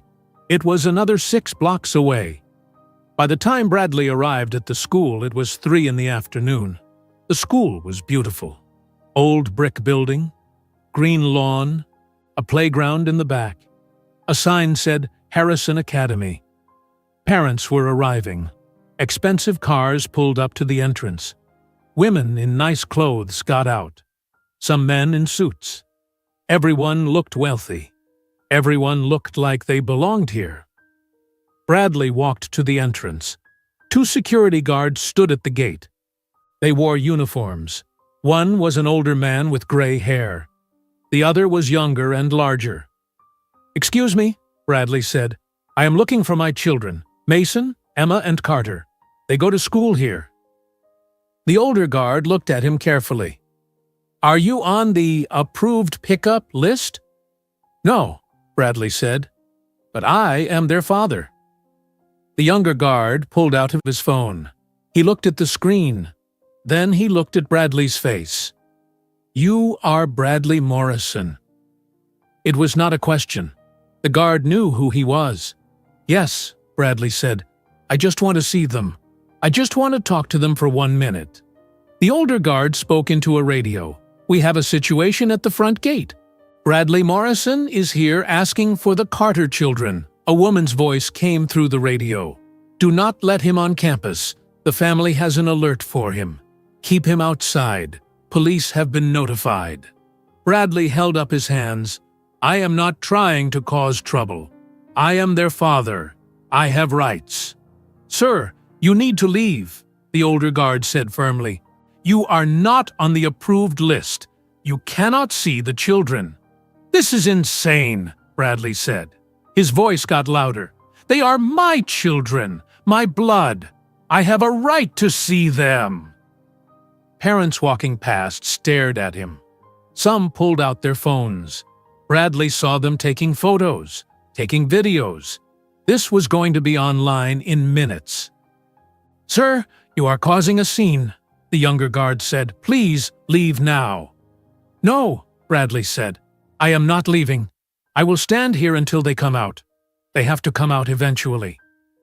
The older guard stepped closer. "Sir, the police are on their way. If you do not leave, you will be arrested." "For what?" Bradley demanded. "For wanting to see my own children?" A police car pulled up to the curb. 2 officers got out. One was a woman with blonde hair in a ponytail. The other was a man with a thick mustache. "We received a call about a disturbance," the female officer said. She looked at Bradley. "Are you Bradley Morrison?" "Yes," Bradley said, "but I am not disturbing anything. I just want to see my children." The male officer pulled out a piece of paper from his car. He unfolded it and read it. "Mr. Morrison, are you aware there is a restraining order against you?" "What?" Bradley said. "No, there is no restraining order. I never received any papers." "A temporary restraining order was filed yesterday in San Francisco County Court," the officer said. "You are not allowed within 500 feet of Lexi Carter or her children. That includes their school." "I did not know about this," Bradley said. "How can there be a restraining order if I was never served papers?" "You were served," the female officer said. "Papers were left at your residence in Manhattan yesterday afternoon. According to the filing, you were not home, but service was completed by leaving the papers at your door." Bradley's mind raced. Yesterday afternoon he was in his apartment, but he did not answer the door. Someone must have knocked. He thought it was more reporters. He ignored it. He never saw any papers. "This is wrong," Bradley said. "I did not know. I have a right to see my children." "Sir," You abandoned these children, the male officer said. His voice was cold. I read the file. You left when their mother was pregnant. You never provided support. You have no legal rights here. I made a mistake, Bradley said. His voice cracked. I was young. I was scared. But I want to fix it now. I want to be their father. That is between you and the courts, the female officer said. But right now, you are in violation of a restraining order. I can arrest you, or you can leave voluntarily. Your choice. Bradley looked past them at the school. He could see children playing in the distance. Maybe his children were there. Mason, Emma, Carter. So close. But he could not reach them.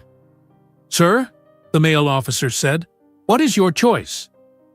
Bradley's shoulders slumped. I will leave. You need to leave San Francisco, the female officer said. The restraining order covers the entire city. If we see you here again, you will be arrested immediately. Do you understand? Yes, Bradley whispered. The officers watched him walk away. Bradley went 2 blocks. Then he stopped and sat on a bench. He put his head in his hands. He came all this way. He spent money he did not have, and he did not even get to see them. Not even for 1 second. His phone rang. Unknown number. He answered without thinking. Mr. Morrison, a man's voice said, this is Michael Torres. I represent several media outlets. We heard you are in San Francisco. We heard about the restraining order. We would like to offer you money for your exclusive story. Are you interested? Bradley stared at his phone. The man on the other end waited for an answer. How much money? Bradley asked quietly. We can start at $150,000, Michael Torres said. For an exclusive interview, television, print, social media, everything. You tell your side of the story. America hears from you directly. $150,000. That would solve everything. Bradley could pay his debts. He could get a new apartment. He could hire lawyers to fight the restraining order. He could survive. What would I have to do? Bradley asked. Simple, Michael said. His voice was smooth and confident. You sit down for interviews, maybe 3 or 4 different outlets. You explain what happened 7 years ago. You tell people about your father pressuring you, about how young you were, about how you want to be in your children's lives now. You make yourself sympathetic, relatable. People hate me, Bradley said. Right now they do, Michael agreed. But that can change. People love a redemption story. You were a kid who made a mistake. Your rich father forced you to abandon your girlfriend. Now you are trying to make it right.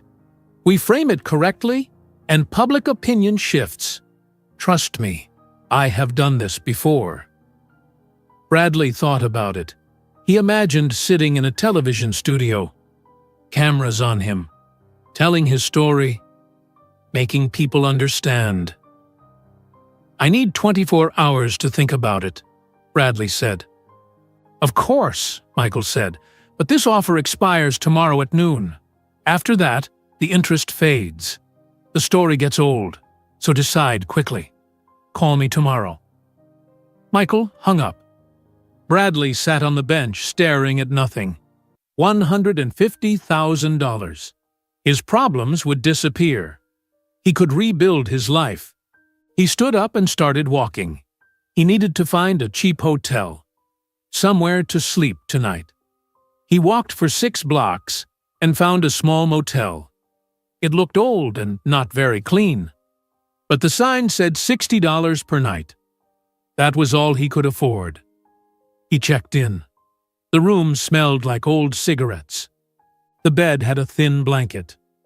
The television was small and the screen had a crack. But it was shelter.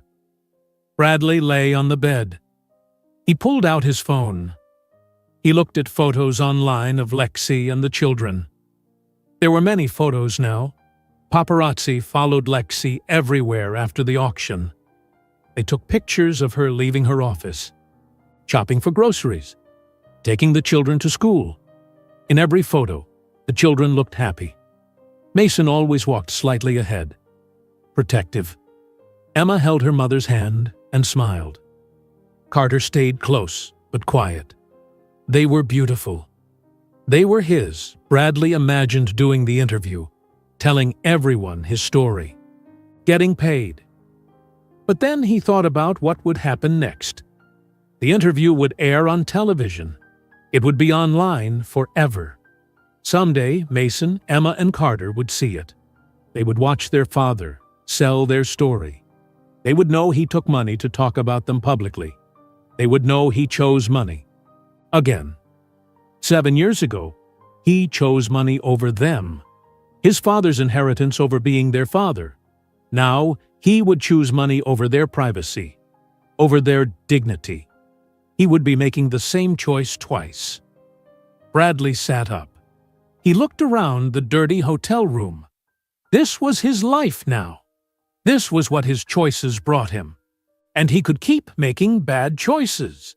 He could take the money, pay his debts, make his life easier. Or he could make one good choice. Finally, after 7 years of bad choices, he picked up his phone.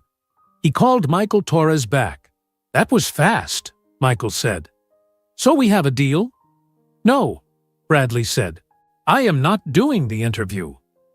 Michael was quiet for a moment. "Are you sure?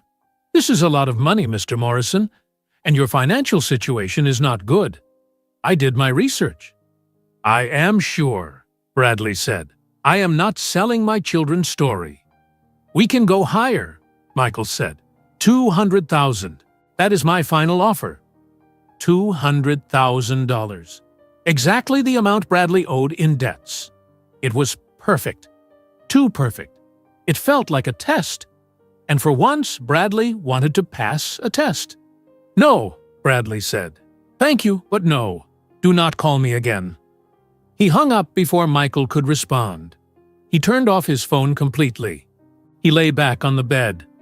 He felt strange. Not happy, but not completely terrible either. He made the right choice. That had to count for something. Bradley spent the next day walking around San Francisco. He had nowhere to go. He could not leave the city until he figured out his next step. He could not afford a flight home yet. He walked through Golden Gate Park. He sat by the ocean and watched the waves. He ate cheap food from convenience stores. He thought about his life, about all the mistakes he made, about the children he would never know. That evening, he went back to his hotel room. He sat at the small desk. He pulled out paper from his bag and a pen. He started to write. "Dear Mason," he wrote, "my name is Bradley Morrison. I am your biological father. I want to tell you something important. I made a terrible mistake 7 years ago. When your mother told me she was pregnant, I was scared. I was young and stupid and selfish. I left her. I chose money and comfort over being your father. That was wrong. It was the worst thing I ever did." Bradley stopped writing. Tears fell on the paper. He wiped them away carefully. "You do not know me," he continued, "and maybe you never will. Your mother has every right to keep me away from you. I hurt her badly. I abandoned all of you. But I want you to know something. You exist because of me and your mother. You have my eyes, my nose, my smile. When you look in the mirror, you see part of me. And I hope someday you can be proud of that. I hope someday I become someone worth being proud of. I am sorry I was not there. I am sorry I missed everything. Your first steps, your first words, your birthdays, all of it. I hope your life is happy. I hope your mother gives you everything you need. She is stronger than I ever was. Love, Bradley." He sealed the letter in an envelope. He wrote Mason's name on the front. Then he wrote another letter. "Dear Emma." He wrote about her green eyes, about how his grandmother had the same eyes, about the Morrison family she would never know, about how sorry he was. He sealed that letter, too. Finally, he wrote to Carter. "Dear Carter, I hear you are smart, the smartest of the three. I was smart too when I was young, but I made stupid choices. I hope you make better choices than I did. I hope you use your intelligence for good things. I hope you grow up to be better than me. That should not be hard. The bar is very low. I am sorry. Love, Bradley." 3 letters. 3 children he would never meet. He put them in his bag. The next morning, Bradley checked out of the hotel. He walked to a law office building downtown. He asked the receptionist for Patricia Webb's office, Lexi's lawyer. The receptionist made a call. A few minutes later, Patricia Webb came to the lobby. She looked surprised to see him. "Mr. Morrison," she said, "you should not be here. The restraining order—" "I know," Bradley interrupted. "I am leaving San Francisco today. I just wanted to give you these." He pulled out the 3 letters. He handed them to Patricia. "These are for Mason, Emma, and Carter," Bradley said. "They can read them whenever they are ready, if they are ever ready. I am not asking for anything. I am not trying to contact them. I just wanted them to have these, from me. So they know I existed. So they know I am sorry." Patricia took the letters carefully. "I will give these to Miss Carter. She will decide when or if the children receive them." "I understand," Bradley said. "Thank you." He turned to leave. Patricia called after him. "Mr. Morrison?" He turned back. "For what it is worth," Patricia said, "declining the media interviews was the right choice. I heard about the offers.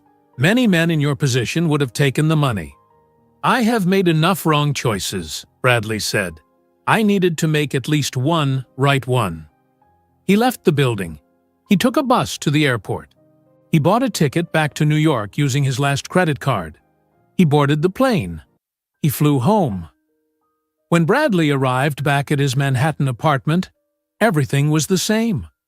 Dirty, messy, depressing. He had 2 weeks before his landlord kicked him out. He had no money, no job, no future with his children. But he had done one thing right. He wrote them letters. He told them the truth. He did not sell their story. It was not much, but it was something. He opened his laptop. He started searching for jobs. Real jobs. Not business positions or fancy offices. Regular jobs. He applied to a bookstore in Brooklyn, a coffee shop in Queens, a grocery store in the Bronx. Places that might not recognize his face. Places that might give him a chance. 3 days later, the bookstore in Brooklyn called. They needed someone to work the register and stock shelves. Minimum wage, no benefits. Could he start Monday? "Yes," Bradley said. "I can start Monday." He moved to a tiny studio apartment in Brooklyn. It was smaller than his Manhattan place. The neighborhood was not as nice, but the rent was cheaper.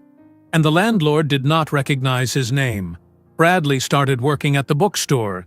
He wore a name tag that said Brad. He helped customers. He organized shelves. He cleaned the bathroom.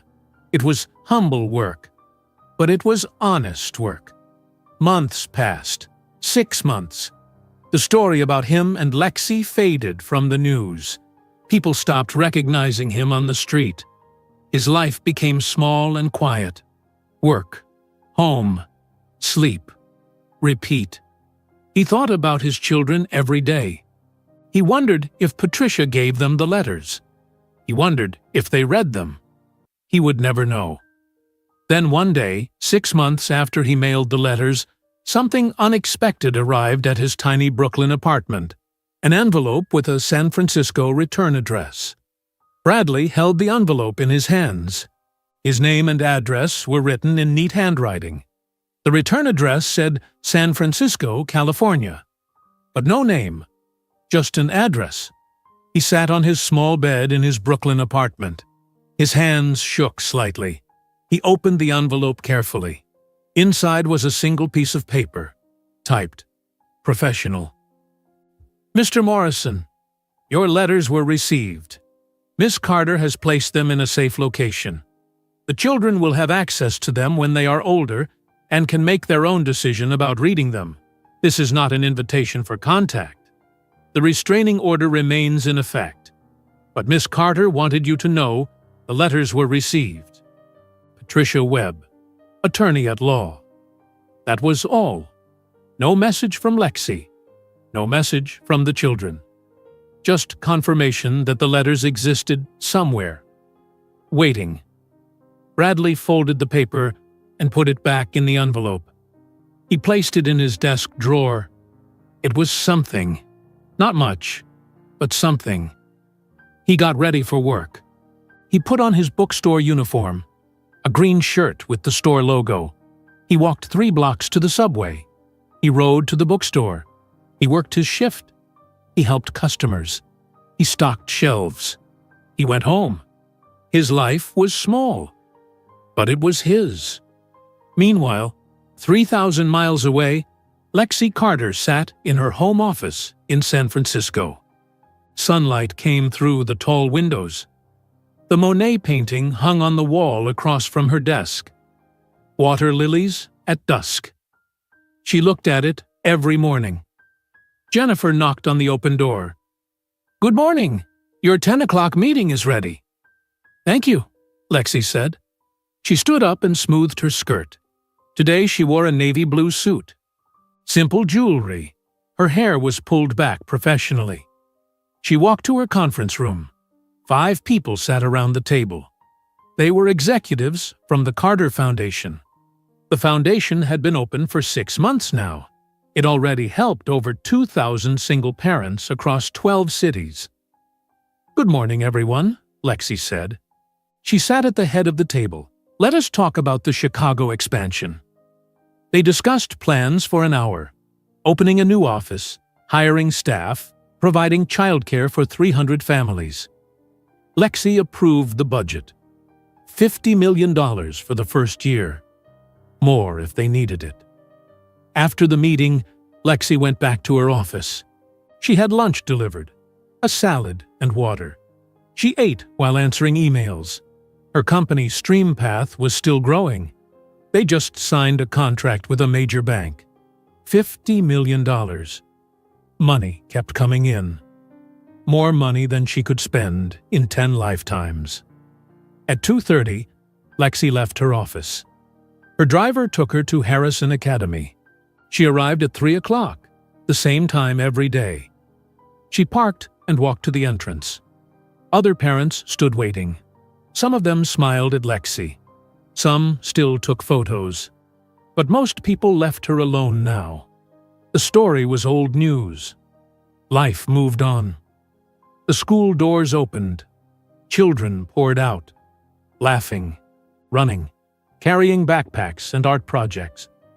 Lexi watched for her 3. Mason came out first. He walked with confidence. His backpack hung over one shoulder. He saw his mother and smiled. Not a big smile. Mason was 7 now. Too cool for big smiles. But his eyes were happy. "Hi, Mom," he said. "Hi, baby," Lexi said. She kissed the top of his head. Emma ran out next. She wore a pink dress and had paint on her hands. "Mommy, Mommy, look what I made." She held up a painting. It showed their family. 4 stick figures. 1 tall woman, 3 smaller children. A big house. A sun in the corner. "It is beautiful," Lexi said honestly. She took the painting carefully. "We will hang it on the refrigerator." Carter came out last. He walked slowly. He held a book. He was always reading. "Hi, Mom," he said quietly. "Hi, sweetheart," Lexi said. She ruffled his hair. "Good day?" "Yes," Carter said. "I finished my book. Can we go to the library this weekend?" "Of course," Lexi said. They walked to the car together. The driver opened the doors. The children climbed in. Lexi sat in the front. They drove home through San Francisco traffic. "Can we see the water painting when we get home?" Emma asked. She asked this almost every day. "Yes, baby," Lexi said. "We can see it." At home, Rosa met them at the door. Rosa had been their nanny since the children were babies. She was family now. "Hello, my babies," Rosa said in her accented English. She hugged each child. "Who wants snacks?" "Me!" Emma shouted. "Me too," Carter said. Mason tried to act too old for snacks, but he followed them to the kitchen anyway. Lexi went to her home office. The Monet painting glowed in the afternoon light. She sat at her desk and looked at it. She thought about the auction. 6 months ago now. The day Bradley saw his children for the first time. The day everything changed. Or maybe nothing changed. Maybe everything stayed exactly the same. Bradley was gone from her life. The restraining order kept him away. She heard he moved to Brooklyn. She heard he worked at a bookstore. She could find out more if she wanted. Her people could tell her everything, but she chose not to know. His life was not her business anymore. Emma appeared in the doorway. "Mommy, can I draw in here?" "Of course," Lexi said. "Get your supplies." Emma ran to get her art box. She came back and sat on the floor. She spread out papers and crayons. She started drawing. Lexi worked on her laptop. They sat together in comfortable silence. "Mommy?" Emma said after a while. "Yes, baby?" "Do you remember that man from the painting place, the one who was sad?" Lexi's fingers stopped typing. "Yes, I remember." "Is he okay now?" Emma asked. She did not look up from her drawing. "I do not know," Lexi said honestly. "I hope so." "You said he was my father," Emma said. "My biological father." "Yes," Lexi said carefully. "He is." "Will we ever see him again?" Emma asked. Lexi put down her laptop. She got down on the floor next to Emma. "Do you want to see him again?" Emma thought about it. She drew a purple flower on her paper. "I do not know. Maybe when I am older. Maybe when I understand more things." "That is okay," Lexi said. "You do not have to decide now. You have time." "Do you hate him?" Emma asked. Lexi considered the question. Did she hate Bradley? 6 months ago, the answer was yes. Absolutely yes. But now? "No," Lexi said. "I do not hate him. I am disappointed in him. I am angry at the choices he made. But hate takes too much energy. I would rather spend that energy on you three." Emma nodded. Lexi considered the question. Did she hate Bradley? 6 months ago, the answer was yes. Absolutely yes. But now? "No," Lexi said. "I do not hate him. I am disappointed in him. I am angry at the choices he made. But hate takes too much energy. I would rather spend that energy on you three." Emma nodded, like she understood. She probably did not. She was only 7 years old. But someday, she would understand. That evening, Lexi made dinner. Well, Rosa made dinner, but Lexi helped. They made chicken and rice and vegetables. The children set the table. They sat together, a family of 4. "Mason, how was soccer practice yesterday?" Lexi asked. Like she understood. She probably did not. She was only 7 years old. But someday, she would understand. That evening, Lexi made dinner. Well, Rosa made dinner. But Lexi— "Good," Mason said. "Coach said I am getting better at defense." "That is wonderful," Lexi said. "Carter, did you solve that math problem?" Lexi asked. "Yes," Carter said. He helped. They made chicken and rice and vegetables. The children set the table. They sat together, a family of 4. "Mason, how was soccer practice yesterday?" Lexi asked. He smiled his crooked smile. "It was easy once I figured out the pattern." "Emma, are you excited about the art show next week?" Lexi asked. "Good," Mason said. "Coach said I am getting better at defense." "That is wonderful," Lexi said. "Carter, did you solve that math problem?" Lexi asked. Yes, Carter said. Yes, Emma said. My painting is going to be displayed in the hallway. Everyone will see it. I am so proud of all of you, Lexi said. She meant it. After dinner, he smiled his crooked smile. It was easy once I figured out the pattern. Emma, are you excited about the art show next week? Lexi asked. They watched a movie together. The children sat on the couch. Lexi sat between them. Emma fell asleep on her shoulder. Carter leaned against her side. Yes, Emma said. My painting is going to be displayed in the hallway. Everyone will see it. I am so proud of all of you, Lexi said. She meant it. After dinner, they watched a movie together. The children sat on the couch. Lexi sat between them. Emma fell asleep on her shoulder. Carter leaned against her side. Some stories just ended. People moved on. They built new lives. They found peace without closure. Lexi found her peace. She found it in her children's laughter, in her company's success, in helping other single parents. She did not need Bradley's apology. She did not need his regret. She did not need anything from him. She had everything she needed already. Lexi turned off her office light. She went to her bedroom. She got ready for sleep. Tomorrow would be another busy day. More work, more meetings, more time with her children. Her full, complete, beautiful life. She climbed into bed. She closed her eyes. And she slept peacefully. If you enjoyed today's video, I'm sure you'll love the next one. Don't waste time. Just click on the screen